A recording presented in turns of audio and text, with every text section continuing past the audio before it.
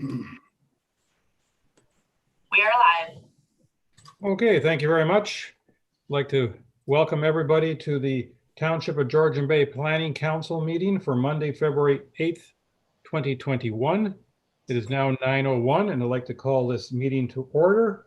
And as per my usual practice, I would like to acknowledge that we are on the lands that are traditionally occupied by Indigenous peoples. They continue to care for this land and they continue to shape the Township of Georgian Bay that we know today. And we want to show our respect. Hundreds of years after the first treaties were signed, they remain relevant today in guiding our decisions and our actions. Miigwech. Council, does anybody have any declarations of pecuniary interest in regard to this morning's Planning Council agenda? Councillor Douglas, I see your hand raised.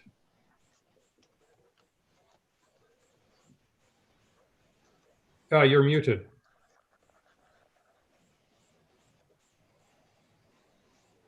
Apologies. Possible conflict of interest on 5A, Go Home Lake Shore. Okay. Oh, sorry, is it A? Sorry, it's not A. B. B. Yeah, Go Home Lake Shore is item 5B. Yep, thank you. Okay, thank you. Any other conflicts? All right. And moving along as we are, I have a resolution moved by Councillor Bocek, seconded by Councillor Cooper. Be it resolved that Planning Council adopts the agenda of February 8th, 2021 as circulated. All those in favor? And that is carried. Thank you. I had a question. Councillor Yanko. Are we approving the agenda? I'm approving the agenda, right? Yes. I had sent a note to Jessica the other day about adding a topic, a small topic to the closed session. Jessica said she would work on it. Ms. Can I Way. get some response on that? Yep. Certainly, just from a procedural perspective, it wouldn't be appropriate for us to add that item to closed session. It really should be a public discussion. I understand kind of where you're wanting to go with it, but it's really a policy discussion, and policy review should be permitted in open discussion. I understand with the new consultant being hired that the RFP closed for last week. Part of that discussion that you're wishing to have will be had with that new consultant and planning staff, and then we'll come forward through either the planning committee or COW, and feedback will be received from members of council at that time. I'm not quite sure what you're saying. When can we discuss it? Probably not today, because it shouldn't be a conversation within closed session. Okay, what about open session? We don't have a new business on this agenda. If you wish to discuss it in open session, we could add that. Can we add it to the council meeting? Open session on other Tomorrow? business? For Yeah. tomorrow, that would be Sure, more what appropriate. day? Yeah. Okay. All right, Councillor Yanko, I guess 24 hours patience is being requested of you. All right, but with that motion now, I presume then having carried, because I took the vote.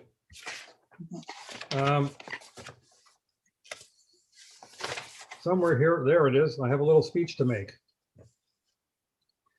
This morning, there are two public meetings scheduled for Shore Road closings. I'll briefly summarize the procedure to be utilized for the meeting. First, the clerk will advise the council as to when, how, and to whom notice of the public meeting was circulated for the proposed Shore Road closings being considered. Next, staff will advise of the purpose and effect of the bylaw and provide for any other information that is relevant to the applications, and staff will summarize any correspondence on file. From there, the public will have an opportunity to speak and provide comments to the bylaw being considered. Please be respectful of time and be concise with your comments. All commentators are requested to state their name and address for the record. Council will then have an opportunity to provide comments for clarification. I now declare this a meeting to be a public meeting pursuant to Municipal Act SO 2001 C-25 as amended to deal with the following proposed shore road closing bylaws. SRC-20/12 for Lovis and SRC-20-05 for Neosi. To our clerk. Notice of the public meetings were published in a newspaper, and notice was sent to the abutting neighbors in close proximity of the properties at least 20 days prior to today's meeting. All right, thank you very much. And to our staff in regards to the clerk's office report 2021-01. Ms. Way, I believe that's you. Yes, can you see my screen? We can. I'm just sorry. What, do you see the full presentation or what do you see? Sorry. We see a title page, SRC-20/12, and it's got 3 bullet points underneath it. That's it? Okay, perfect. So obviously, our first application is for 185 Osprey Way. The applicants are wishing to reconstruct the property, in which case they need to purchase the shore road allowance. It's the total square meters is 665.78 for a total purchase price of $5,326.24 plus HST. The first view is kind of an aerial view. You can see that the subject property is between Macy Bay and Bass Bay. It's a bit more of a close-up so you can see the abutting properties. An aerial image. And here's part 1 on their survey that shows just the SRA outlined. Ms. Way, our screen hasn't changed from the title page as you Oh, were fantastic. talking about them.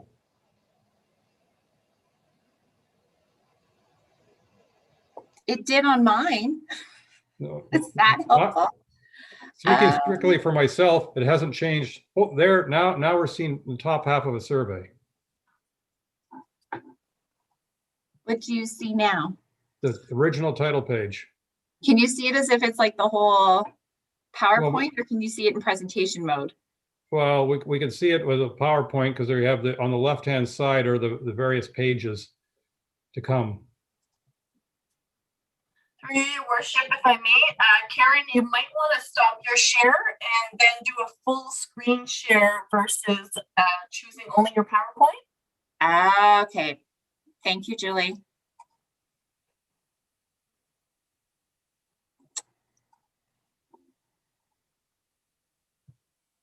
Now do you see a map?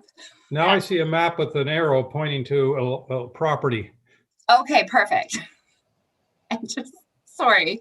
I have too many screens. I love technology, clearly. So this is the subject property again, just between Macy's Bay and Bass Bay, just an overview.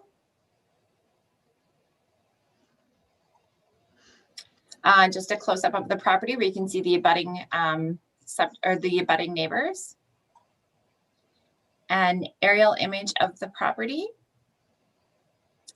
And then this portion of the survey that outlines part 1 that will be purchased as part of the shore road application.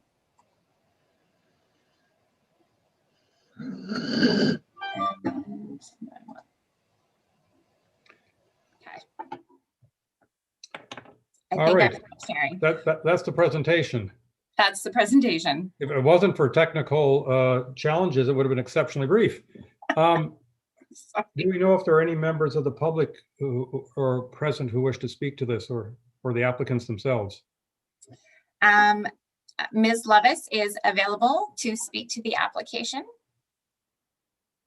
And is she so inclined? If she's so inclined, she can turn on her mic and video. If not, then we can go to council's questions. I don't believe she wishes to speak. All right. Well, at least she's present if anything comes up. Council, we have in front of us an application to close the shore road allowance. Any comments or questions? Councilor Bocek.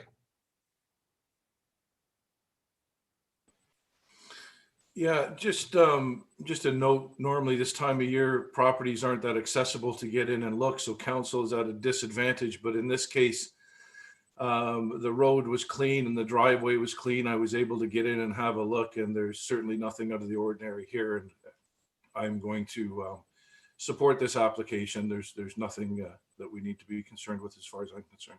Thank you. Thank you. Councillor Cooper, followed by Councillor Wienko. I agree with respect to support, but I have one quick comment, and that is if you click on participants, you will find at the bottom of the participant screen, raise hand, so that you can vote electronically. Thank you. Councillor Wienko, followed by Councillor Cooper. Sorry, Is followed there by any Councillor Jarvis. I apologize. Is there any development on this property or on this road allowance? I believe there's currently a structure because the applicants are wishing to rebuild the current cottage. And able to do so, they need to purchase the entire short road allowance. Then we should have had a survey showing all the structures on the property, and we don't have that. This is unusual. Okay. Yeah, I understand from the report that there's a demolition permit, an open demolition permit, an open application for a single family dwelling. Councillor Jarvis,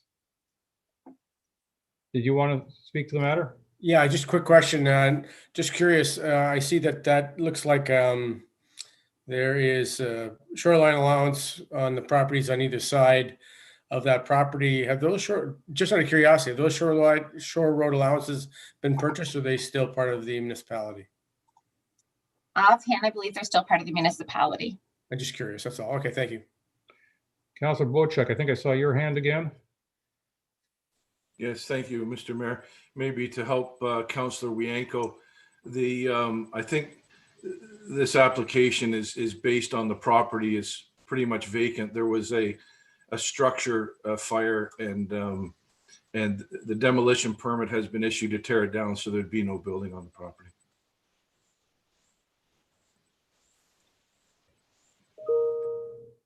Okay, seeing no other hands, I'll read the motion. And I have moved by Councillor Douglas, seconded by Councillor Hazelton.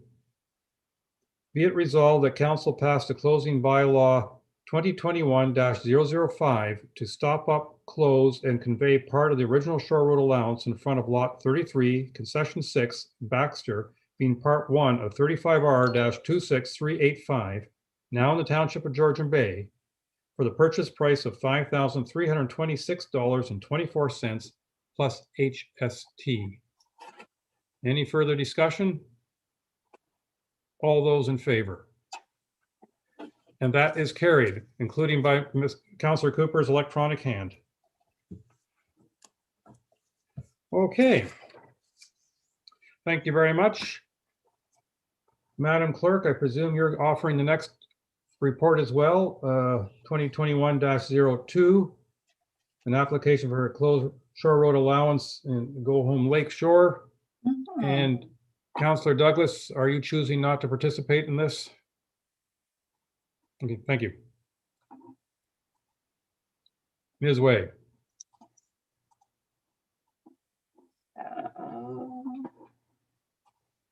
Let's see if I can do this right the first time.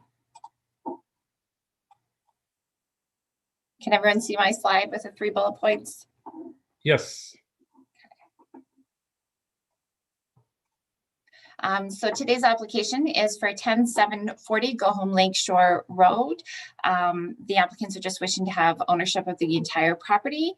It is for square meter size of 1,485.57 for purchase price of $11,884.56 plus HST. This subject property is located between Echo Bay and Stumpy Bay. There's a close-up of the bend that they're on between the 2 bays. There is an aerial view. And that is part 1 of the shore road allowance on the survey.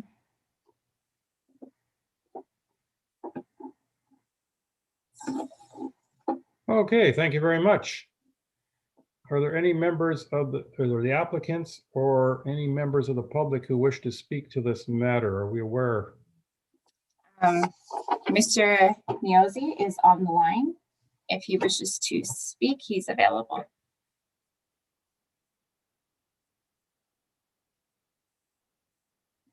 I don't see him responding at this point, so we will just move on. And if there's any questions, or we will recognize him. Councillors, does anybody wish to speak to this matter? Councillor Jarvis, followed by Councillor Rienko. Mine's just clarification. Karen, within the recommendation itself, the wording's got me kind of confused. It says close up and convey the original Shore Road allowance in front of lot 32, concession 7, and part lot 32, concession 7 being part 1.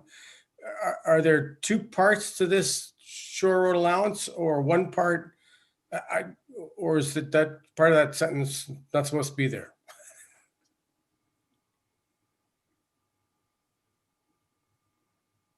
No, I believe that's correct. That's just the way the legal description is given the original plan of survey.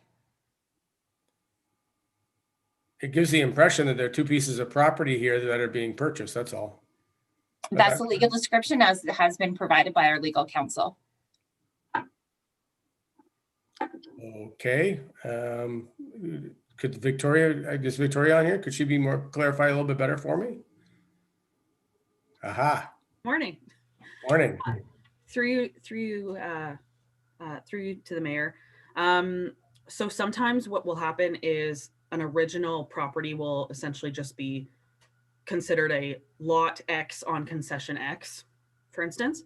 And then once something else were to happen, let's say if, you know, an easement or let's say another piece of their property was ever changed, or a neighboring property, for instance, that included a portion of this lot, then essentially that wording can also change to become part of lot X, concession X. So it's just kind of a wording where almost think of it as layers. Every time something new may happen to a property, the legal description can kind of build up that way. But really it still means the encompassing of the whole property. And I've looked at this property as well, and that is just some funky legal description. And it is just that one piece. Hopefully that helps. And I noticed that same legal description is in the top right-hand corner of the survey that was provided to us. Correct. Okay. I think I can deal with it.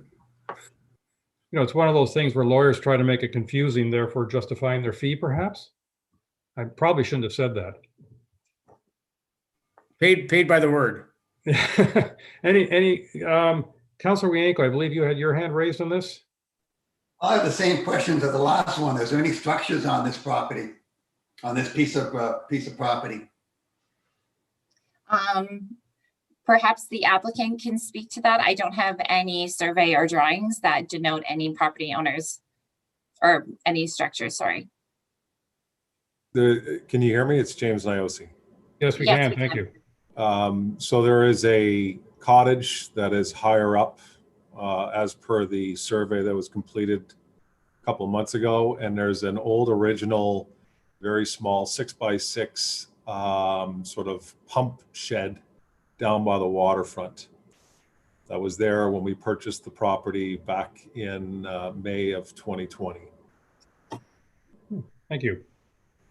Can we get back to having these surveys show these structures? Like, this is unusual today that we've had 2 applications that have not shown any structures on the Shore Road allowance, and it's really helpful to see what structures are on there and so on. Can we get back to having those surveys added to our packages? Because I think today is unusual. Noted. Sorry, I didn't process these applications previously.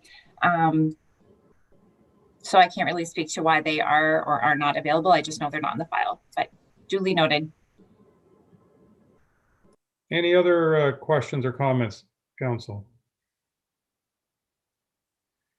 Okay, I have it moved by Councillor Jarvis, seconded by Councillor Rienko. How appropriate, those being the 2 that spoke to the matter. Be it resolved that council passed the closing and deeming bylaws 2021-006 and 2021-007 to stop up, close, and convey the original Shore Road allowance in front of lot 32, concession 7, and part lot 32, concession 7, being Part 1 of 35R-26384, now in the Township of Georgian Bay for the purchase price of $11,884.56 plus HST. Any other comments? All those in favor? And that is carried. And I note that Councillor Douglas was not part of that, but she may now return to the meeting.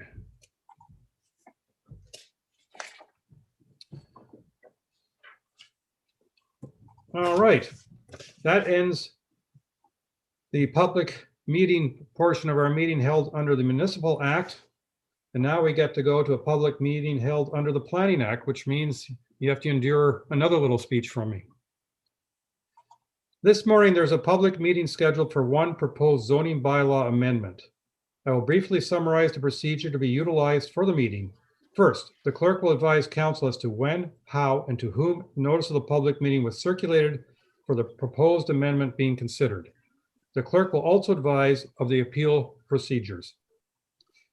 Next, staff will advise of the purpose and the effect of the bylaws and provide any other information that is relevant to the application, and the clerk will summarize any correspondence on file. From there, the public will have an opportunity to provide comments on the amendments being considered. Please be respectful of time and be concise with your comments. All commentators are requested to state their name and address. After the public discussion, the public meeting will be closed. Council will then have an opportunity to provide comments for clarification. I now declare this meeting to be a public meeting pursuant to Section 34 of the Planning Act to deal with the following proposed amendment. Z20-21 for 241 Steep Rock Road. To the Planning Department. Ms. Lemieux, I'm presuming that's you. Actually, it's to me first and then. Right, yes. Sorry. I apologize. That's the next page. Sorry about that. That's okay. Notice of the public meeting were sent by first-class mail to the respective owners and assessed persons within 120 to 800 meters of the property subject to the proposed applications and to those persons and agencies likely to have had an interest in the applications. These notices were sent in the last 30 days to this morning's meeting. Included in each notice was an explanation of the purpose and effect of the proposed applications and a key map showing the location of the properties or description of the lands to be affected by the proposed amendments. Other relevant information may also have been provided. These circulations were all provided in accordance with provisions of the Planning Act and the Township of Georgian Bay official plan. Members of the public are advised at this point that unless they make an oral or written submission to council before council makes a decision on these applications, then any subsequent appeal to the local planning appeals tribunal may be dismissed by the tribunal. Anyone who wishes to be notified of council's decision respecting the proposed zoning bylaw amendments must submit a written request to the planning department. All right, thank you, and my apologies again. Can I now turn it over to Ms. Lemieux? Thank you, Worship. Ms. Lemieux. Good morning, everyone. I'm just going to share my screen.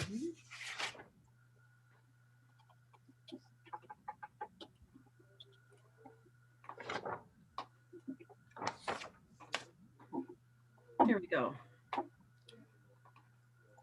Okay, so our first public meeting here is for lands located at 241 Steep Rock Road for Gaverty. So here you can see that the subject lands are located to the southeast portion of 6 Mile Lake, and they are located just north of Whites Falls Road, which is here down lower in here, the Black Road here. It is accessible by Steep Rock Road, which is privately owned and maintained. And as you can see, the surrounding lands are mostly shoreline residential with some crown land to the rear, which is, again, quite usual for the 6 Mile Lake area. So here's an aerial of the subject lands. And as you can see, it is a peninsula shape, quite an odd shape, especially when it comes to zoning, which has caused the owners to have to come in front of council today. So the following structures currently exist on the subject lands. There is a dwelling, a cabin, a sauna, a shed, and a docking facility. So here we have a zoomed out version of the proposed site plan for the property. As you can see here, the proposed dwelling location, proposed septic system, and some of the existing structures located down here towards the tip of the peninsula that are requested to be remained. So zooming in here on the proposed dwelling, as you can see here is the outline of the existing deck and porch and the outline of the existing dwelling here. So as you can see, the proposed dwelling is slightly changing the location of the main structure on the property, with trying to increase a few of the setbacks as best as possible, again, given that it is a peninsula shape. And then just a zoomed in look here at the proposed septic system location, which has been looked at from the building department as well. And they did not provide any issue comments, just so long as the proposal meets the building code. So overall, the purpose of this application is to permit the construction of a new dwelling with an attached garage and a septic system that are unable to meet the minimum setbacks and a few other provisions in the zoning bylaw due to that peninsula shape. So here is easier for everyone to follow along. Here are the requested provisions as part of the application. So I will walk you through them. So they are requesting a minimum front yard setback of 17 meters where 20 meters is required, a maximum gross floor area of 275 square meters where 224.35 square meters is permitted. And again, that 224.35 number comes from that being the 5% of the total lot area. So that's where that calculation comes from. And they are requesting a setback to a septic system of 20 meters versus 30 meters required in the bylaw. They are requesting the septic tank be located to the front of the dwelling. They are requesting the setback of the septic tank to the dwelling to be 3 meters instead of 5 meters. And they are requesting a maximum dwelling width of 22.15 meters where 17.76 meters is permitted. So I do have here some elevations and renderings provided by the applicant that I will show you here. So here we have the south and north elevations. So as you can see here, this is the attached garage entrance, as well as the south elevation. So this would be the elevation that you would be looking at from the tip of the peninsula towards the dwelling. Whereas then we get into the west and east elevation. So this is what essentially you'd be seeing when you're kind of, on a boat going around the peninsula to the sides. And this is where that dwelling length number comes into play, is dealing with both faces here of the dwelling. So here we have some existing versus proposed renderings here. So this is the existing dwelling. And as you can see, the existing bunkie to the back here as well. And then this is what is being proposed, a rendering that was provided. And again, you can see the one of the structures here. I do believe that is the bunkie, but the architect is on hand to answer some questions about the renderings as well if council has any. So this is a view looking towards the property. Again, as you can see, here's the peninsula, and then the back bay comes around this way. So as you can see, quite a lot of tree cover does currently exist. And it's my understanding that most of that is to be maintained. So again, here we have another existing view, the dwelling and the bunkie. And then another shot of essentially what would be proposed with that same bunkie in the same view. And then here we have just another view of the peninsula located closer to where that bay area is with that existing docking. And it is proposed that that docking remain the same. No new docks are proposed as part of this application. So in general, this application is at this time for information purposes only for council to consider and to provide feedback. And there is also some members of the public here, your worship as well, who I believe wish to make some comments. But we do have both the owners and the architect on hand for council's comments or questions, and we will be taking detailed notes. Thank you. Okay, thank you very much. Madam Clerk, sorry for skipping you last time again, but I believe you get one more opportunity to speak. I do. So correspondence received was 2 letters of support received from Margot Parker and Stan Domensky, and 2 letters of objection were received from Joan Buchard and Liz Lawrence. And correspondence was received from the District of Muskoka stating no objection so long as appropriate development control techniques are used to implement on-site phosphorus management and additional mitigation measures. Okay, thank you. The applicants, I see you there. Do you wish to speak to this matter? I also see Mr. Hunt, who I presume is your architect or agent. If any of you wish to speak, now's your opportunity. Thank you very much. My name is Ann Goverty, residence at 2208 Parkmount Boulevard in Oakville. I'm Rick Goverty and also reside there, as well as our cottage at 241 Steep Brook. We'd like to thank you for giving us this opportunity today. Special thanks to the planning department who worked with us over the last 6 months with multiple iterations as we learn the restrictions of a peninsula type property. We certainly were attracted to the property because of the thick forestation that affords significant privacy for both our neighbors and ourselves and those on the lake. And also, of course, the 800 feet of frontage or 800 plus feet of frontage that we get to enjoy there. There were four real guiding principles when we engaged in this project with our architect, Mr. Hunt, who's also on the phone. One was to minimize the impact to wildlife and vegetation. One was to endeavor to construct a similar type low profile building as the existing, and also to build on what's existing cleared space down the center of the property. So it's very difficult from any given spot around the peninsula to really see the dwelling. And you notice that from the photographs and renderings that were provided, and our goal is to maintain that.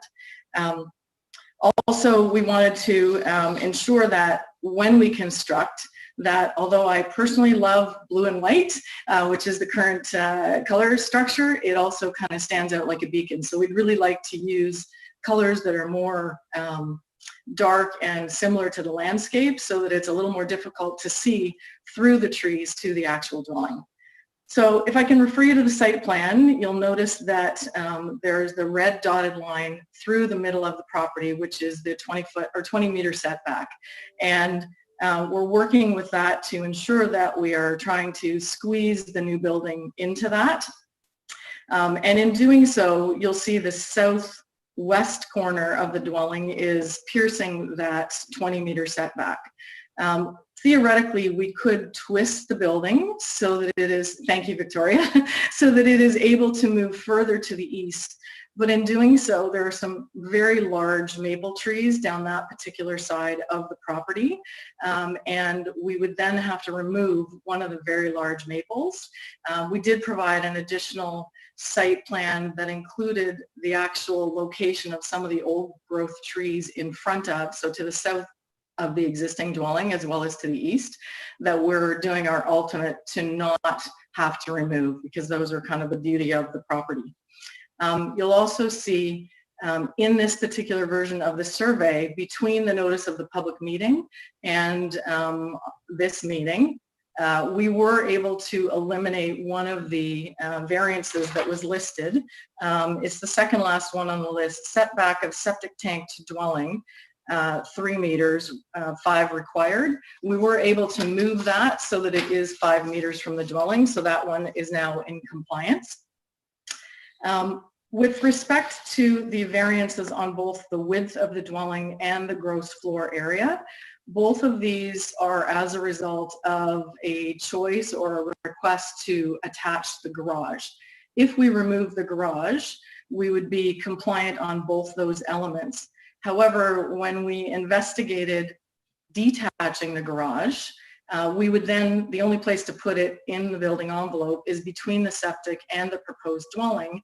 And that would trigger 2 different kinds of variances, one relating to the distance to the septic from the garage, and the other relating to the distance from the garage to the dwelling.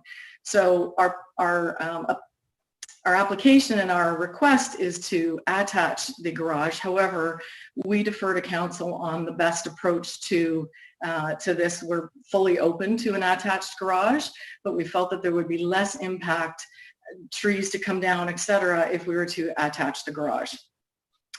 And you can see on the site plan as well, with respect to the septic, We did purchase the Shore Road allowance to the north in conjunction with our neighbors, the Demanskys. So we split that Shore Road allowance purchase back in the fall. And this allowed us to push the septic further north with the maximum amount of distance from the east and west shores, which is in the 23 to 24 meter range on each side, because based on the size of the septic bed or septic field, we don't have any location on the property where there is a full 30 meters on either side. So I'm going to leave it to that. Our architect, Mr. Hunt, may have a few extra comments to make, but appreciate that you're hearing our application today and open to any questions that you may have. Thank you very much. I can't help but wonder if you have any planning in your background. Yeah, well, we've done an awful lot of research. I have to say, we've got the analyst sitting here beside me. He pores over details to try and ensure that we can fully understand the impact. And if it weren't for all his research, there's no way I could have put this together today. Well, no, it shows an appreciation for the various factors in our bylaws and planning our official plan. So we appreciate that. Mr. Hunt, do you have anything in addition to add? I don't have that, anything else. Anne's description was quite comprehensive. I just wanted to reinforce the how much we had actually looked at the concept of detaching the garage versus attaching the garage, and really by attaching the garage is the least impact on the site. And so and you're involving duplication and so on, and so that I want to make clear about the fact that it was actually investigated but found that attaching the garage is the least impact. That's All right, about all. thank you. And members of the public, I see Bill and Kathy. I'm guessing that's a member of the public who wishes to speak.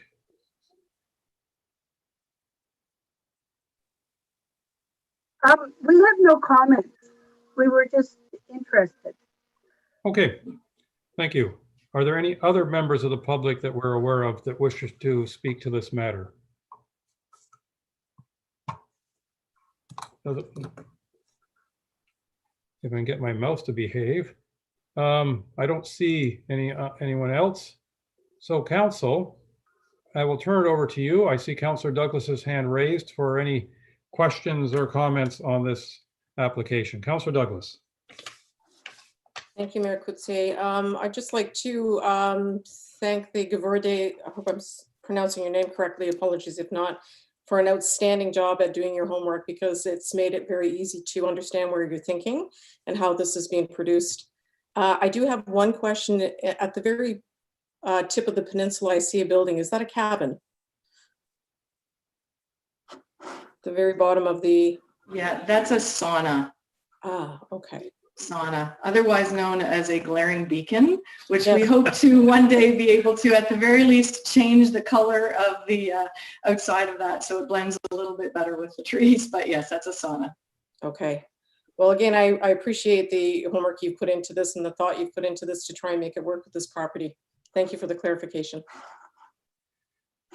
Councillor Bocek, followed by Councillor Rienko. Thank you, Mr. Mayor. I concur with Councillor Douglas. I did have the opportunity to go up to the property. Steep Rock Road is quite the road, but it was maintained, and thank you very much for opening up the driveway so not only myself but staff could get in because there was quite a bit of snow there. I think you've done a tremendous job. I know we've talked in the past. You've been very concerned about the community, about the view from the canoe, take into consideration a lot of the things that are addressed in the community plan. Job well done. You guys have really worked hard at this. I know originally the scope of the project was quite a bit larger, and you've done your job, reduced, and then reduced again to conform and to fit into a very unique property. So I commend you and your architect, and I certainly would I would support this application. Thank you. Councillor Wienko, followed by Councillor Cooper. Well, I don't want to be too negative, but I have some concerns about this because, again, they're asking for the maximum size of cottages allowed within the 6 Mile Lake community plan, and that's the 275. And I'm just wondering if they were a little less in square footage, closer to the 125. If that was the case, would you have the issue on the width? Would you have the case on the setback? And would you have a case even with the septic tank and so on? So I'm a little concerned that they've gone for the maximum size cottage allowed on 6 Mile Lake. If it had been 300 square meters, if the limit was, where they would have gone for 300. So I'm a little concerned that they chose the maximum size floor area for our lake, and in doing so, they've had to ask for extra width and less setback from the lake and so on. So those are the concerns I have, and I'm just wondering if some of those can be addressed in the final product. Ms. Lemieux. Thank you, Your Worship, to Councillor Wienko. Yes, so from kind of speaking further to what Ms. Gaverty was speaking to, if the applicants were to remove that attached garage portion of the dwelling, it appears that they would be able to meet the gross floor area and I believe as well the dwelling width. Lloyd, I think, is that correct? I'm getting a head shake, so that's good. So that would eliminate those two requirements. So really the reason for those being there is to see if council would be willing to permit them to have an attached garage instead of a detached. And when it comes to the setbacks, given the peninsula shape, Councillor Wienko, I don't think there's anything that they could do at this point further. They've already pushed it back even more from what they originally came to planning staff with. I think given the peninsula, the setbacks to the dwelling and the septic systems, I don't believe can be pushed back any further. It would only be the gross floor area and the dwelling width that might be able to change if they do take away that garage, but it does sound like that is one of the main asks for them today in front of council to see if you'd be willing to consider. Thank you. Councillor Cooper.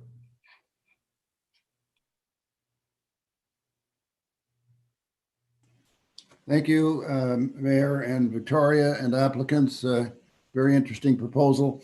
I have 3 or 4 very minor questions. One of them was going to be the last question, which was answered, I think. In other words, of the 275 we have here, the structure itself is exactly how many square meters? I'd like to understand what that is versus the garage. So, but I was told earlier, I think by the applicant, that the size of the main structure gross floor area is around the 224. Is that correct or not?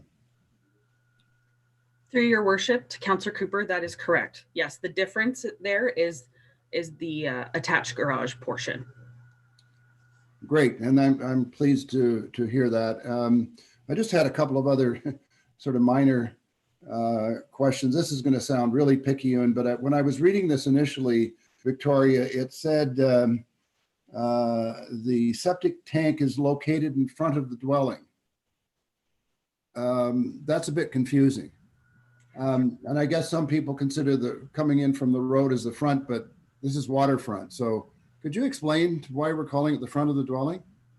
Because the septic tank is actually behind the structure, isn't it? Through Your Worship, to Councillor Cooper, correct. This is one of those confusing properties where, since it is a peninsula, essentially all of the walls along the dwelling, except for the back wall, which is the one closest to the septic area, is considered a front wall.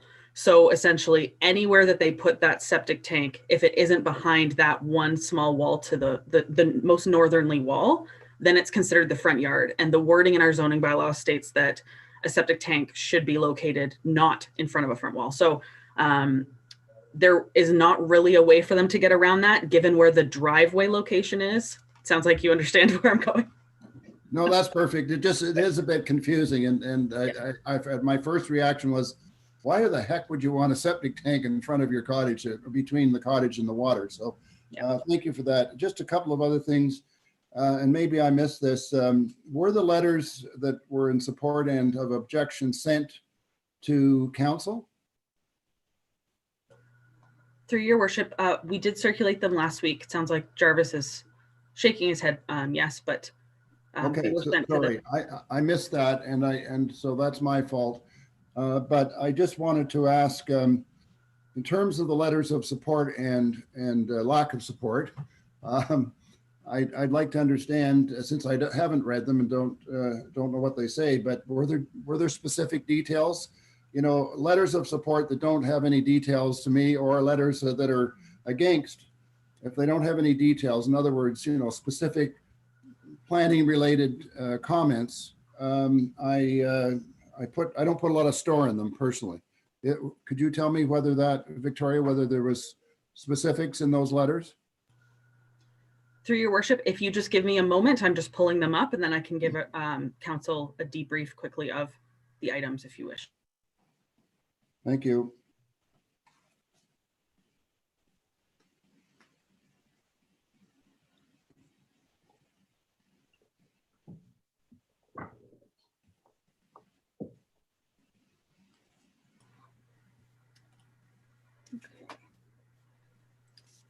So, computers are a lot slower when Zoom's running. So thank you for your patience. Okay, so our first letter that we received was an objection to the application. And this was from, I believe, yes, Lynn Lawrence, who had issues with the lot overall being a narrow lot. And essentially, if they can't fit it on the lot, a bolded comment here is, if they can't fit it on the lot, and if they can't fit a septic system on the setbacks, why should they? The septic system setback, that was the main argument that they had an issue with. And Joan Buchert, who's located at 1229 Whites Falls Road. It looks like it's the exact same comments as the previous note. So it looks like it was a duplicate. Margot Parker, who is located at 225 Steep Rock. So the subject lands is a peninsula, and then there's actually another peninsula right beside it. So that is Margot Parker.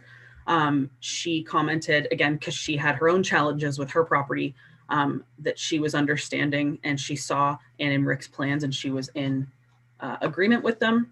And Stan Demansky, who was at 245 Steep Rock Road, which is the property to the north, that they share that, essentially the person closest to the proposed septic system has seen the drawings of the proposed building and septic area and have no issues. So it sounds like the two letters that had issues was based on essentially, if they can't fit the septic system at the 30 meters, then they shouldn't have it.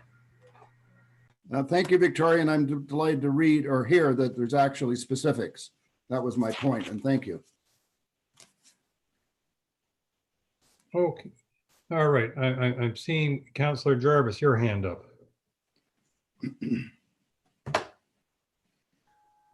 Go to Victoria. A couple of questions. There are a number of buildings on the property. Oh, sorry, I'll go back. One, I appreciate the detail that the owners of this property have gone into. It's very, very easy to understand, with the exception of the septic situation, which I'm glad got cleared up. First question is number of buildings on the property. Is there a number of buildings specified within our bylaws for 6 Mile Lake area? Through your worship, Councillor Jarvis, no. So the control here would be that total lot coverage piece that this application is compliant with. They are not asking for an increase in lot coverage. They do meet the 8% maximum for 6 Mile. Okay, thank you. The other thing was in the drawings you showed the schematics of the new building. I had the impression that there was something underneath it. Is that just crawl space, part of the foundation, or is there in fact a basement? So through your worship, staff thoroughly have looked at that, and it is a crawl space area. Again, the applicants have changed this application quite a bit based on comments that staff have given the applicants. I believe 2 rounds we went through with comments with them. So there is just a crawl space area, and I believe a portion of the garage is a little lower. I believe if Mr. Hunt wanted to clarify that from what I can recall. Can we have that clarification just for the heck of it? In fact, there's a portion that is basement and there's a portion that is crawl space, and crawl space is connected to the garage level, and the garage level is dropped down in order to meet the topography of the entrance to give lower profile to the building, and then where square footage is added. So if you actually took the basement square footage out, you're starting to be a much smaller building. So our impact on the land is fairly minimal. So just to clarify, the basement square footage is included in the numbers we're looking at here today. That's right. Thank you. One final question, Victoria. This is sort of a hypothetical because I want to. If this land was undeveloped, would there be, thinking of the required setbacks within our bylaws, would anything normally be allowed to be developed on this property? Through your worship to Councillor Jarvis, if the subject lands were currently vacant, looking at the property, I don't believe there would have been really any way for someone to build even, it would have been a very, very, very small dwelling, and maybe a holding tank of some sort within the setbacks. But I think that would have been extremely difficult given the peninsula shape, and likely regardless of that person, they would have had to come in front of committee. But again, obviously the built form that's there has historically been there, and the development rights are there because of that. Right, and I wouldn't question that at all. I'm more curious than anything else for any future consideration with an undeveloped land, that is. Those are the questions I had. Thank you. I'm just going to ask a couple of questions myself, and I look at this and I understand most of the variance being requested. It kind of makes sense to me, but what I would like Ms. Lemieux in the final report is just for clarification is, if it was a detached garage, how would the variances look? Because to me, this is essentially a question of, is attaching the garage a better overall design, and I'm talking from a neighbor's environment point of view, than having a separate garage, even if the detached garage required fewer variances. And so that's, to me, for me personally, the essential question here is the attaching of the garage to the main dwelling the best solution for everybody around the environment and all the neighbors, versus requiring a detached garage, which I think is where our planning and zoning bylaw would encourage people to go. And so that's, if you don't mind addressing that specific question in your final report, I would appreciate it. Absolutely, that will definitely be key to our policy review and analysis for recommendation. Because I think it's very important to note that the square footage being reported is not all living space, that a portion of that is garage space. Correct. Councillor Hazelton, I saw your hand being raised.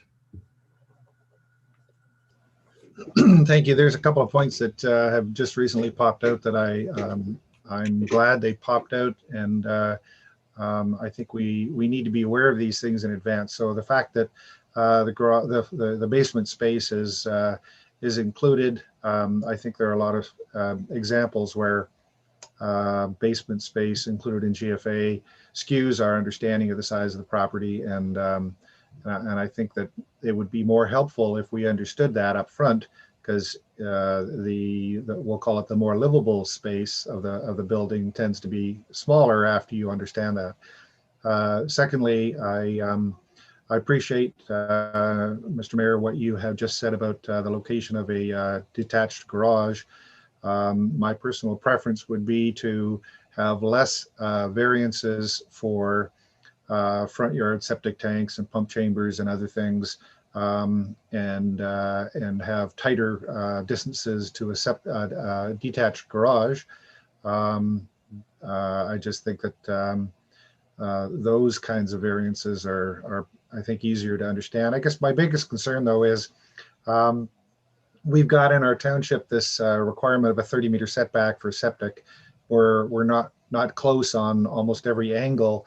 And I know out on out on the bay, we have many properties that have multiple large holding tanks to accommodate a normal lifestyle without being crimped by the concept of a holding tank. And it would appear to me that on this property, you could probably put multiple holding tanks to the north of your current tile bed, and not have the concerns about significantly less than 30-meter setbacks from waters and wetlands. I think that although holding tanks are generally not a desirable thing, what I think I heard our planner respond to Councillor Jarvis is if this property had not been developed, it potentially couldn't be developed. And we have had examples in other lots in our township where holding tanks have been allowed basically as a last course of action to prevent these very small or significantly reduced setbacks. So I would certainly appreciate a future report that would include consideration for that kind of strategy. And given that it's a road access property, that would certainly, I think, make it easy. And based on what Councillor Bocek said, which is it's easily navigable even in the off season, then I think that becomes a potential valid strategy. Anyway, that's my biggest concerns, and I think the neighbors who have expressed concerns have shared that same kind of concern, which is the environmental impact. And I'm not a big fan of setting precedent if we don't have to. Thank you. Thank you. Councillor Douglas. Thank you. Ms. Way, could we actually get photographs of the property from the water again, please? I just want to see how flat this property is.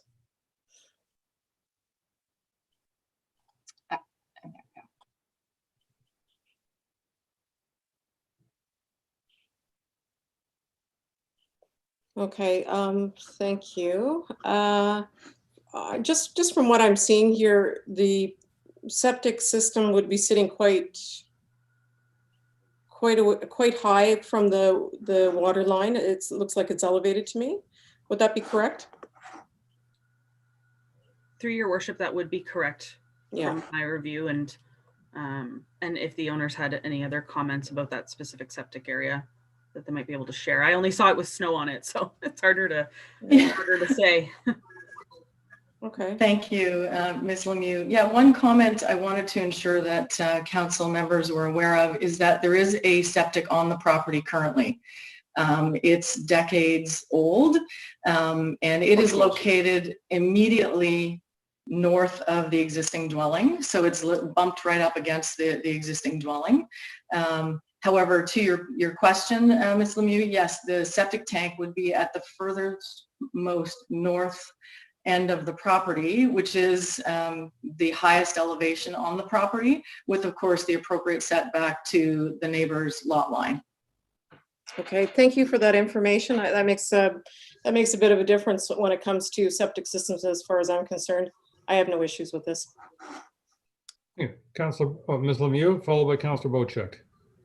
I just wanted to comment, sorry, through your worship, I just wanted to comment that planning will absolutely provide a detailed review of the septic system, and we will also provide additional comments from the building department, the CBO, about the proposed system. So council has a clear understanding of what is being proposed here and their view on it. Thank you. Thank you. Councillor Bocek, followed by Councillor Jarvis. Yeah, I'm really liking what I'm hearing here, and the concerns with the septic certainly do need to be looked at. I think the location that has been chosen is the best location. I'm not a fan of holding tanks. They're an environmental disaster just looking to happen, especially with all the plumbing running, above land. So I'm not too interested in that. But we also have to remember that the 20-meter setback was put into place so that your septic system, if it's at a low level, is 66 feet back from the shore in case of rush up, waves, increase in water depth, etc. Of course, on 6 Mile Lake, the water never changes. It only goes down. It doesn't go up. In the wintertime, they release water from the lake to allow it to go into the Trent Severn system, then out into Georgian Bay. But you don't get the rush up and the roll up that you would get on Georgian Bay, which is really why those extreme setbacks are put into place. I'm very comfortable that the best for the environment, the best for this build would be using the septic tank in the location that it's proposed to be in, as well as the leaching bed is certainly the furthest away possible from any environmental impact. So I'm glad you're bringing that, Victoria, to us just as an option, but knowing quite a bit about septic beds, this is the ideal situation that we're dealing with right here, right now. Thank you. Thank you. Councillor Jarvis, followed by Councillor Cooper.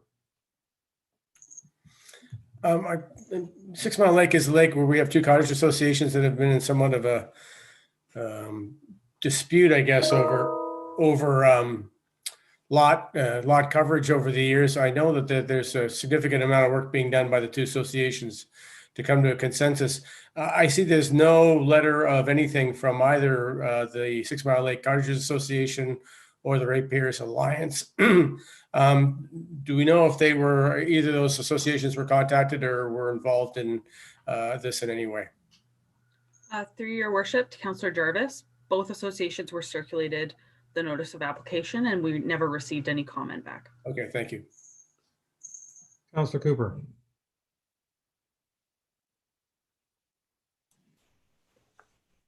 Thank you, Mayor Kutzier. I had a couple of questions. One is point of clarification, as this has just been discussed. Victoria, in the district of Muskoka, for a septic system, the ideal setback is 30 meters. Is that correct, or 20? Through your worship, it is 30 meters in our zoning bylaw, not 20. Thank you. I wanted to make that clear that I thought it was 30 meters. So we've gone 10 meters or whatever lower than what is required by the District of Muskoka. But I had another question, and that is relative to the question the mayor raised regarding the garage. I wonder if this application could be more compliant if the garage were placed on the, I don't know what this is, the south side of the road coming in other words, to the right side. It might have to butt up close to the property line, but was there any consideration given to having the garage on that side, which would have allowed the building to either go back further or better separation between the building and the septic system? Thank you. Through your worship, I'll have to relay to the applicant's architect if they had ever discussed a detached or where that location was, because I don't recall seeing a plan with that before. Through your worship, is that please look at our site plan with the red dashed line indicates the 20-meter setback, and that basically the planning on the site is very linear, and you have to get into the garage. And so we have looked at the idea of detaching the garage, which then there's still the requirement of the septic field distance from structure. And so there's a duplication of separation of structure plus the access to the garage. And this This again emphasizes the least impact on the site is staying basically within the red line. And also noting again that the only reason that we are not twisting the building to be further into the red line is to conserve trees. So again, as well, not indicated on the plan, but basically the house is occupying a space that was occupied by the septic field. And so the existing septic field was already this same distances from the shore. So within this site, that is that where to clarify that it was looked at, but still the least impact is what we have come up with the attached garage. Thank you for that answer. Councillor Hazelton, did I see your hand? Yes, you did. Thank you. I would like to ask our planning department to also provide some insight into the nature of the soils in kind of the three main directions from the septic system. Because quite frankly, the reason for a 30-meter setback was so that we could, in our township and then in the district, leverage the maximum amount of soil to filter whatever comes out of the septic system. It is not for uprush and other things that we just heard a few minutes ago. So the maximum amount of soil to be an effective filter before any effluent gets into waters or wetlands is critical. And I thought I saw a lot of Precambrian shield in spite of the tree growth. I'm just wondering, it would be helpful to understand how much usable, filterable like land, natural soils there are in that less than 30-meter range that would actually protect the environment. And that may or may not provide a strong case for alternate strategies. Thank you. All right, Ms. Lemieux, I think you've got a fair bit of homework being given to you, and I'm sure we're looking forward to your subsequent report. At this point, what I have in front of me is a resolution that reads, moved by Councillor Cooper, seconded by Councillor Douglas. Be it resolved, the council receives Development Services Report 2021-09 and directs staff to consider the comments received for Z20/21 for 241 Steep Rock Road and prepare a recommendation report and bylaw that will be brought back to a subsequent council meeting for consideration. All those in favor? Yeah, I see enough hands. That is carried. Thank you. And to the applicant and the Gavardis and Mr. Hunt, thank you very much for your input. It is appreciated and very helpful. We thank you.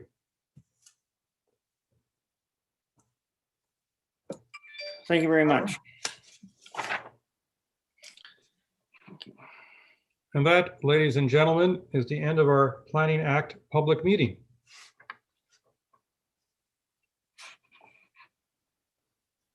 And now we have a couple applications that are not subject to a public meeting.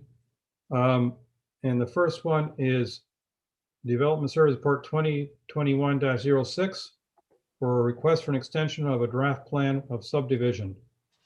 Mr. Oster, I imagine you're going to be speaking to this. Yep. Good morning, everybody. The district has received a request for an extension to the draft plan of subdivision approvals for files S2005-5 and S2005-6 for lands located at 658 High Street and 3 and 44 Beach Street in MacTier. The district has circulated the township for comment on the request. Staff have reviewed the draft plan conditions for both files, and the applicants have been making significant progress on clearing the conditions, with the main outstanding conditions concerning the township that are left to be addressed is the construction of the municipal road.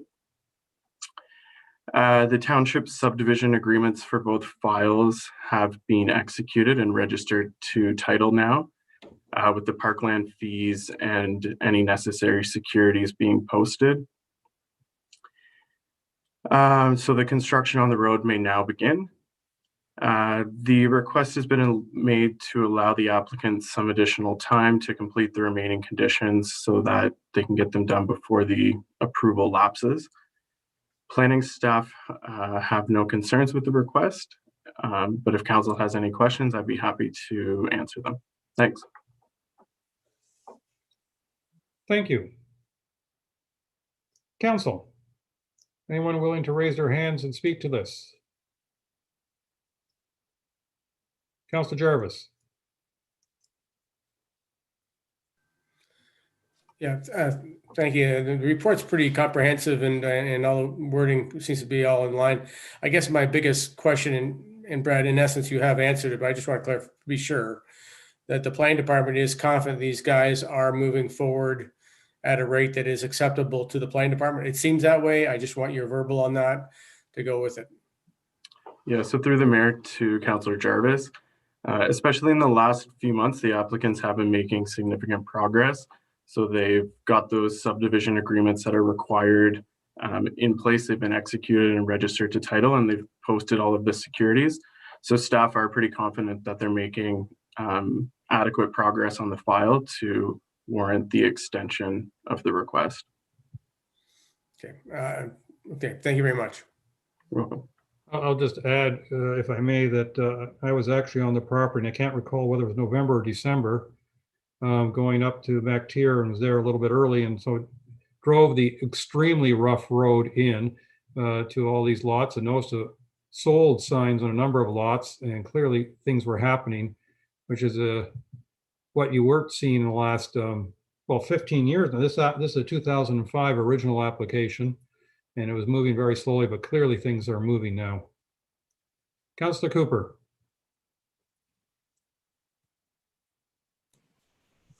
Thank you, Mayor Kutzier. And yes, I recall this when this first started 15 years ago. And I take it we've been through the entire public process, Brad. And I'm just curious, because I knew there was quite a bit of controversy about this going back 5 and 10 years ago. Generally speaking, has the public settled down about this, or is there still a great deal of concern being raised by the community? Thank you. So through the mayor to Councillor Cooper, we haven't received any public comments in objection to this extension request. We are fielding lots of questions from potential purchasers of these lots with respect to, the zoning requirements and those types of things, but no comments in objection to the development. Councillor Douglas. It's a very good question, and I will say over the period that I've been in with the township here as a councillor, I have had numerous meetings with Mr. Middleton, including with his father prior to his passing. There has been some real efforts made by Mr. Middleton to reach out to the public and to various cottage associations, and there has been meetings had, and I think they've done a terrific job addressing all the questions that the public had, and maybe that's why we're not seeing any letters at this point of any objections. Okay, what I have in front of me is a motion moved by Councillor Hazelton, seconded by Councillor Jarvis. Be it resolved that Development Service Report 2021-06, dated February 8, 2021, with respect to the draft plan of subdivision approval for S2005-5 and S2005-6 be received. And that the Township of Georgian Bay endorse an extension of the draft plan of subdivision approval for a period not exceeding 2 years. And that the District of Muskoka be advised in writing of the Township's position. Any further questions or comments? All those in favor? And that is carried. Excuse me, Mr. Mayor, with the YouTube feed that I get here, Councillor Cooper's animated hand does not show up on my screen. And I don't know any way to get it to come up on my screen. So short of having a recorded vote, I think we need a show of hands until we get this little glitch figured out. Okay, and I'm Could able I to see it. comment on that? I already mentioned earlier that if you click on participants, you can see the hand being raised or not. Yes, mine doesn't do that. When I click on participant, it comes up showing all the participants that are here, being 14, and nowhere is there a hand. Normally there is a hand on my screen and I've used it in the past, but today there is none. So just to clarify, the hand shows up down the right-hand side next to my name. I've got it raised at the moment. Al Hazelton has his hand up and down. Your worship, from the public's perspective, may I interject? Please. The public can't see that either, so I still think a show of actual hands is still best practice at this point. Okay. Thank you. Sorry guys, I didn't see Al's hand either when he raised his as well. I actually see both. I see both Hazelton and Cooper myself at this point. Yeah. You see their hands? You see their hands, Peter? Yes, I saw the yellow hands on both those cases. Yeah, I do not. Okay. Let's go on to our next item, which is Development Service Report 2021-10, which is a zoning bylaw amendment Z 2020 in regards to removing of a holding symbol for 243 Prisk Road. Ms. Lemieux, is this yours? Yes, it is. Please tell us about this case. I shall, thank you. So the next application in front of council, it is not a public meeting, but we do have the owners here if you do have any questions, which is great. So the location is 243 Prisk Road, and I'm just going to share my screen here again.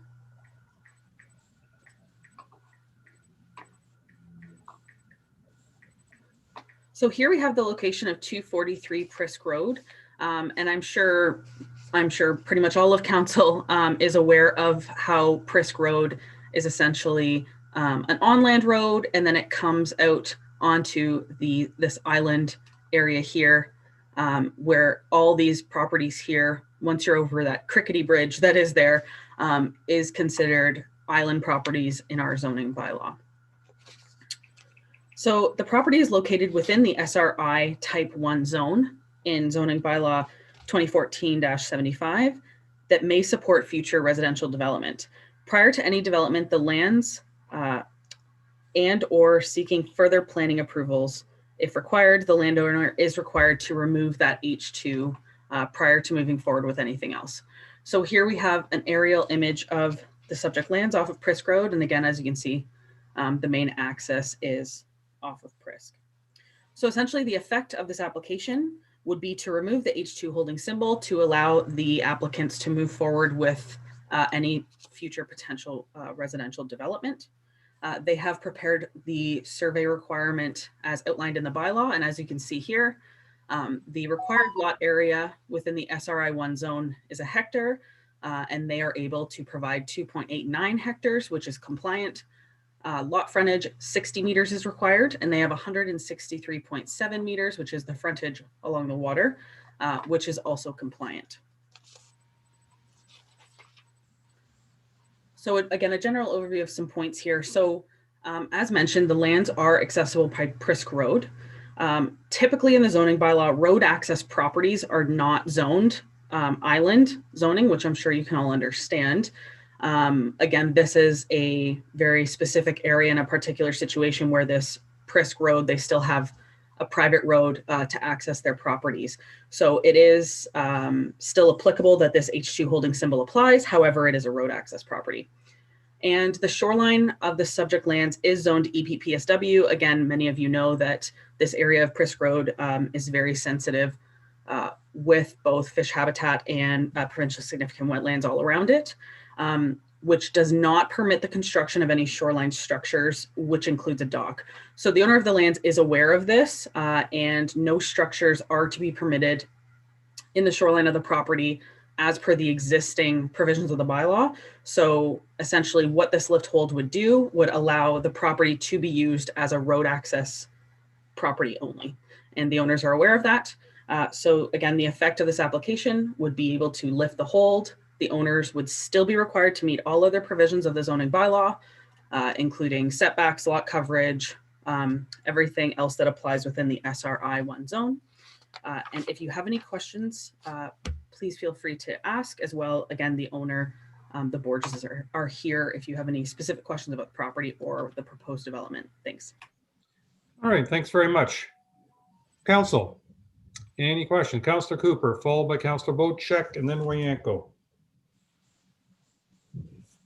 Thank you, Mayor and Victoria. Just want to clarify, I believe you said that there's written into the bylaw, there's nothing to be allowed along the shoreline. Is this a specific bylaw to this particular piece of property, or is it a specific bylaw to this area in Prisk Road, or could you clarify that? And I'd also like to understand the teeth of it, because of lifting the hold, if it's not in this bylaw specific to this property, we run the risk of having it come back and somebody wanting a dock. And the second question is related to environmental studies. What studies, if any, have been done? What I did hear was that this development would be allowed if we have a survey, but nothing else. Could you clarify that, please? Yes, through your worship to Councillor Cooper. So your first point, essentially the control that's in place along the shoreline is the entire shoreline is zoned the EPPSW zone, which, as you know, does not allow any structure of any kind. So even if there was a dwelling already on the property right now, and they came in for a dock permit or a shore deck, some sort of shoreline structure, they would not be allowed to get that. As council may recall, this item did previously go to planning committee and in front of council about potentially allowing docks in the future in PSW zones, which has not changed and has not been reconsidered by council at this time. So that's the control that's in place. So that is a township-wide thing. It's not a site specific to this property. It is the whole area. So the control there is essentially we are not permitted to issue any building permits for structures in that zoning at this time, unless council again does in the future decide to make that change. But I don't foresee that happening anytime soon by any means. When it comes to any environmental studies that were done, so because there are no structures being proposed within the area of the environmental areas, as well as we are not aware of the proposed dwelling in the future to be built, if it does meet the zoning or not. If it does comply with zoning, we have no ability to ask for a study. If they're able to meet the zoning bylaw, a building permit has to be submitted and approved by the township. So at this time, because there's no specific development proposed, the assumption is the owners will comply with the zoning bylaw to build the proposed dwelling. And if they don't, then that's when it has to come back to council for consideration. And that is when, if we require any studies, they will be done at that time. If I may just have a follow-up, please, just for clarification. So we're lifting a hold without a request to do anything. It's just, I want this hold removed. Is that correct? And secondly, if that is correct, I believe you said that if there's an application to build a structure, at that time there'd be certain requirements and studies, including, I would assume, a species at risk, for example, study would be very appropriate in a wetland area like this. And so can you clarify that second question? Thank you. Absolutely, through your worship, Councillor Cooper. Yes, that's correct. If the owners come in with their proposed plans for the dwelling and they're unable to meet a certain requirement, then we would absolutely require all those studies being done. This was also circulated to the district and they had no comments or concerns and did not feel that any other studies were required to be able to lift the hold. Again, we're in that discussion of lifting the hold with just the survey requirement. But again, because this is a road access property and there is no shoreline activity permitted, staff was comfortable bringing this forward to council as is. But again, if council so chooses that they wish to defer this based on more, for more information, so be it, and we can work with the applicant on that. Thank you. Councillor Bocheck, followed by Councillor Wienko, followed by Councillor Hazelton. Thank you, Mr. Mayor. Just a few things that I'm going to address on Island 95.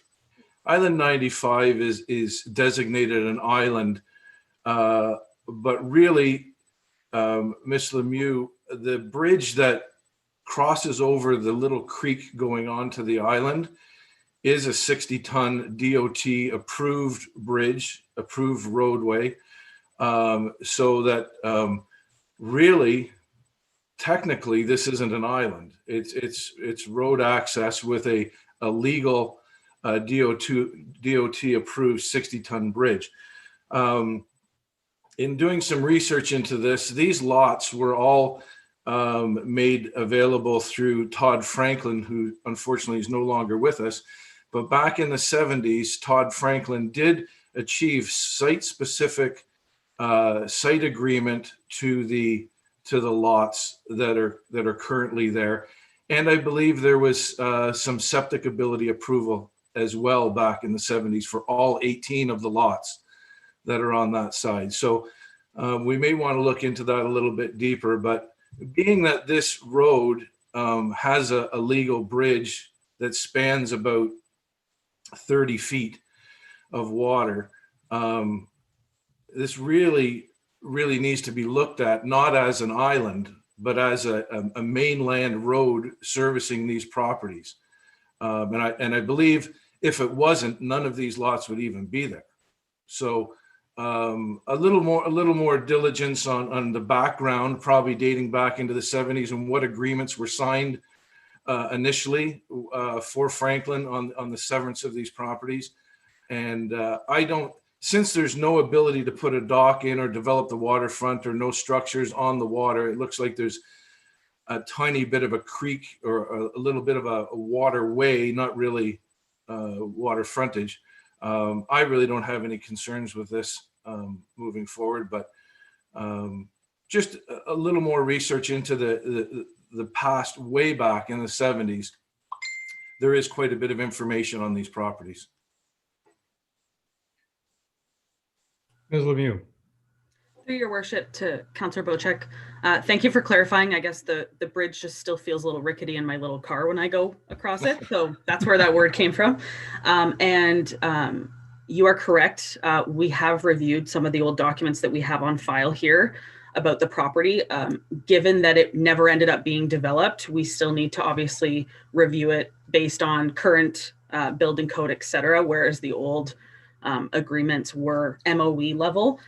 So that's why we didn't really bring much of that application information forward, because for staff's ability to review it, it's not really applicable. But I appreciate you shedding some light for the other councillors on that information. Sure. And the other thing that I did want to stress, second to what we were speaking of, is the H that was put on, and we know why the H's were put on the vacant properties on islands in Georgian Bay. That's very well established, why the H's are there. And it's also very well established how to get the H removed from a property. And is it my understanding, and is my understanding correct, that the only instrument in order to remove the H is providing a survey showing that it is of the size of a building lot? Am I correct in that?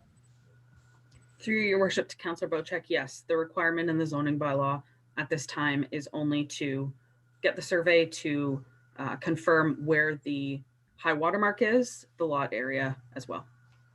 Okay, and that's the only conditions on removing the H. So providing there's a survey that shows that, I have no problem with this report, but as it comes forward in the way of an application. Thank you. Thank you. Councillor Wienko. Yeah, it's kind of hard to understand that, this property has about 60 meters of shoreline, and that maybe sometime in the future, something is made to access the water.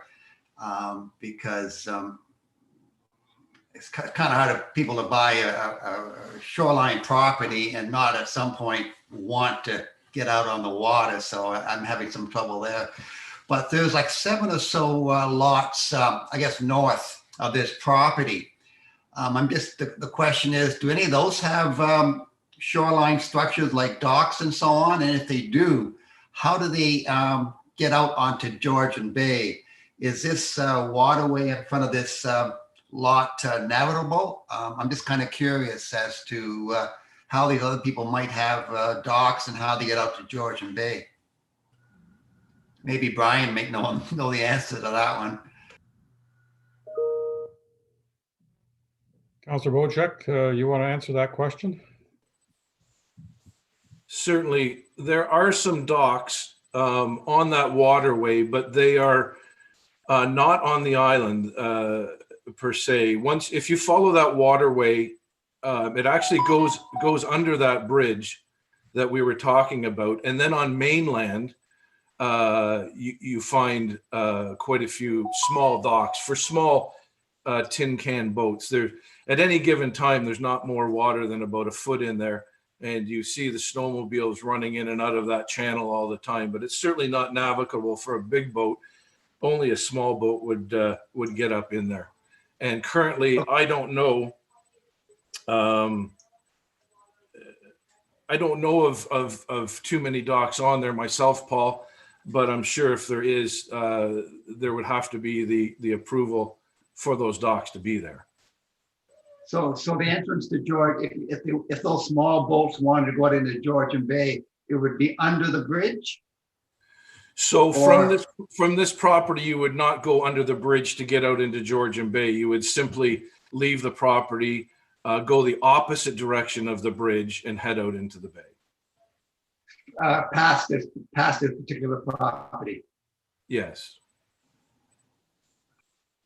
Yeah, so you don't go underneath that bridge to get out to the water. From where this property is located, it's probably, I don't know, maybe I think a couple 100 yards to get out to the open water. I think we're getting a little bit off topic here in the sense that this application is for the lifting of a hold in which it's clearly understood that the waterfront is not to be developed. Councillor Hazelton. Thank you, Mayor Coutts here. The fact that this is really a road access property, to me, negates a lot of the concerns that I might have had if it truly was an island. And so technically it is an island, and I get that, and I get the idea of why there was a hold on it in the first place. But this is a road access property. Yeah, it has, wetland out along the edge of it. Just as a point of clarification, 2 years ago, I drove a Sea-Doo under the bridge into the wetland to the east and immediately got my intake clogged and had to roll the machine over and yank it all out. So you're not going to be driving any vessels in there, maybe a canoe, but you're not going to be driving any vessels in and out of those kinds of bays. So I'm not particularly concerned about that. And I think that given the magnitude of the size of the property and the what you can see as reasonable building envelopes closer to the road, I would fully support this. Thank you. Thank you. Councillor Cooper, you have an additional comment. Yeah, just and I appreciate what I'm hearing from Councillor Wojcik and Councillor Hazelton, but I would like clarification from Victoria with respect to this being an island or not. It does impact how we treat it in the development perspective. So if we've got a bridge there, I would think that in high water, which is the measure that we use to determine whether something's an island or not, if there has to be a bridge there, strikes me that it's an island. So Victoria, could you either tell me now or get back to me as to whether technically this is an island or isn't an island? Thank you. Through your worship to Councillor Cooper, your analysis is correct that essentially the reasoning way back when the island zoning was placed on the property, or these properties, sorry, as a whole, it was because, for whatever reason, the elevation between the mainland portion of Prisk and the island property of Prisk, there was the ability for water to go through that, i.e. where the bridge goes over. So I think we're in a space here where technically it's an island, but functionally, because of its legal connection with that road being built already and the bridge, it acts as mainland. So we're in a bit of a gray area on this one. Just point of clarification, but under our current standards for whether something's an island or not, it would be still considered an island. Is that correct? Yes, the current zoning in place states that it's an island, so we have to abide by that existing zoning clarification. Yeah.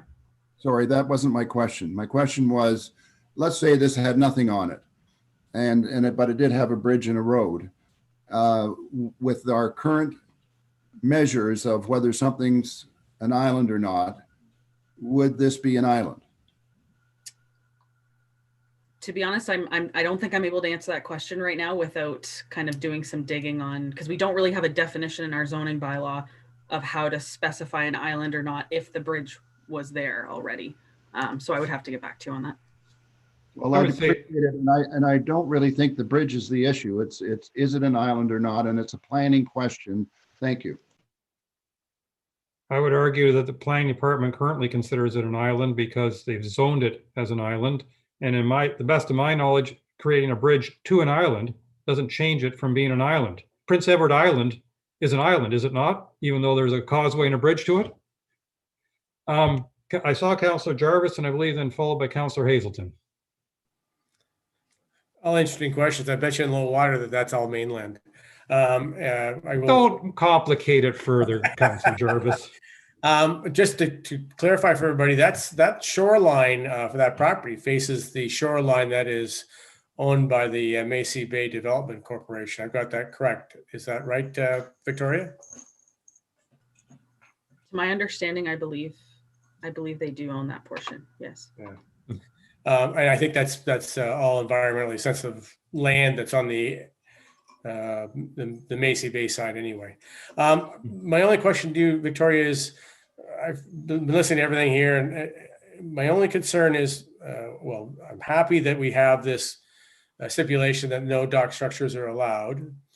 If the owner of the property were to sell the property, would new owners be aware immediately that no shoreline structures were allowed? So through your worship, I can provide some clarity on that. And one thing that we can very much appreciate of the current owners, I believe I did see a listing for sale on this property that did specifically stipulate in the listing that no shoreline structures are permitted, no dock is permitted, it's a road access only. So when I personally saw that, I was very appreciative of the owner and that agent being so diligent in their research. So that's just some information. The owner may have more clarification on that, on their intentions of the land, but that's all I know. Would that be a requirement by the municipality on listings in situations like this, or is it like a covenant? That's my question. Through your worship, I wish the township had any type of control on real estate listings. As some councillors have seen in the past where things are shown to be one way, but it's actually the opposite with planning. So in this case, we are very happy to see that the actual rules are being followed in the listing. Appreciate it. Councillor Hazelton. Yeah, just very briefly, I think this island is definitely an anomaly in the whole thing. If you look at the eastern portion of the island, where at the northern peak, you've got a whole bunch of road access cottages, and the southern peak where there are a whole bunch of road access properties. And if you draw a line from the north to the south peak there, to the east, you have a road access section of land, and to the west, you have a water access set of land, which is all water access cottages. So, and it's you're never going to put a road through there because there's a provincial park on the western segment as well. So, yeah, technically, it is an island, but I think we want to be thinking differently because it is an anomaly. Anyways, thank you. All right, lots of thorough discussion. What I have in front of me is moved by Councillor Wienko, seconded by Councillor Bocek. Be it resolved that Council adopt bylaw 2021-008, being a zoning bylaw amendment, Z20/20, to remove a holding or H2 symbol on 243 Prisk Road in Honey Harbor. All those in favor? Okay, I say that's a unanimous, whether people raise hands one way or another. All right. What's left for this is closed, and I'm going to go to staff. I believe we have a lawyer as a guest as part of our closed session. And is that scheduled for 1 o'clock, or what's the plan, please? Through your worship, initially it was scheduled for 1 this afternoon. This morning went faster than anticipated, which is fantastic. But so the earliest our legal counsel can be available is 11 at this point in time. Well, then may I suggest, counsel, that we take a 15-minute recess or so and reconvene at 11 o'clock to go into closed session? And I'm seeing at least a couple thumbs up and a couple of faces are not moving, so I'm going to take that as agreement, okay? So let's recess until 11 o'clock and we'll reconvene and go into closed at 11 o'clock. Okay. Thank you very much. Thank you.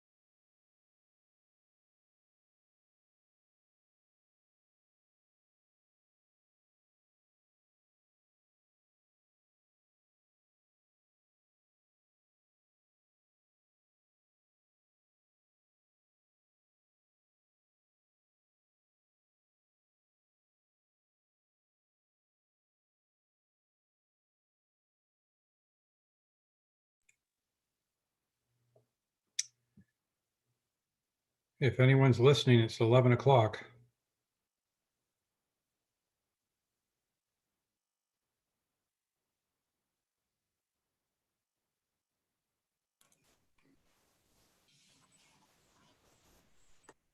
Some of us are here, Mayor. Well, the faces are suddenly popping up. And I presume, Ms. Way, that we've been streaming this whole exciting last 20 minutes. But at this point, I believe the idea is that we'll read the resolution saying that we will stop streaming. Correct. Okay. Mayor Kutsero, could I have a quick question, please? Yes. When we go into closed session, I would request the opportunity to say a couple of words in advance of all these considerations in terms of the process. I have a couple of issues around the process, if you don't mind. Thank you. And sir, we can certainly discuss that with our clerk and our CAO. I don't know if timing wise that will work out in the beginning. I have noted Councillor Cooper's concerns though. Okay, thank you.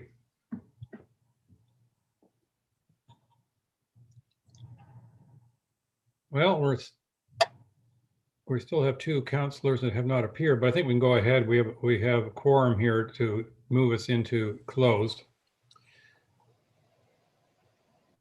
Though interesting enough, right now I'd have it moved by Councillor Douglas, who has not reappeared. So I'm going to say moved by Councillor Jarvis, seconded by Councillor Hazelton.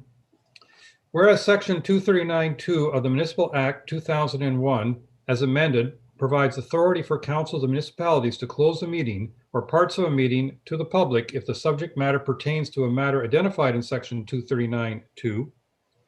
And whereas the Council of the Township of Georgian Bay deems it necessary to close this portion of the meeting in order to address matters under the following sections of 239(2). A, litigation or potential litigation, including matters before administrative tribunals affecting the municipality or local board. And that's Development Service Report 2021-11, an LPAT AV appeal. B, same thing, but it's 2021-13 LPAT Morrow appeal. C, same thing, but LPAT Jobin appeal. That's report 14. D, same thing, but 2021-15 LPAT Eleanor appeal. E, same thing, 2021-16 LPAT Brandy's Cove appeal. F, same thing, request for support for legal matter. G, same thing, report 2021-12 LPAT Vincent appeal. H, same thing, LPAT appeal Roynan. Now be it resolved that council at the Township of Georgian Bay moves into a closed session of council at 11:04 a.m. All those in favor? All right, could you please stop the live streaming and then we'll start the closed discussion. Thank you. Actually, Your Worship, we have a different link for closed session, so everyone will be kicked out of this meeting once this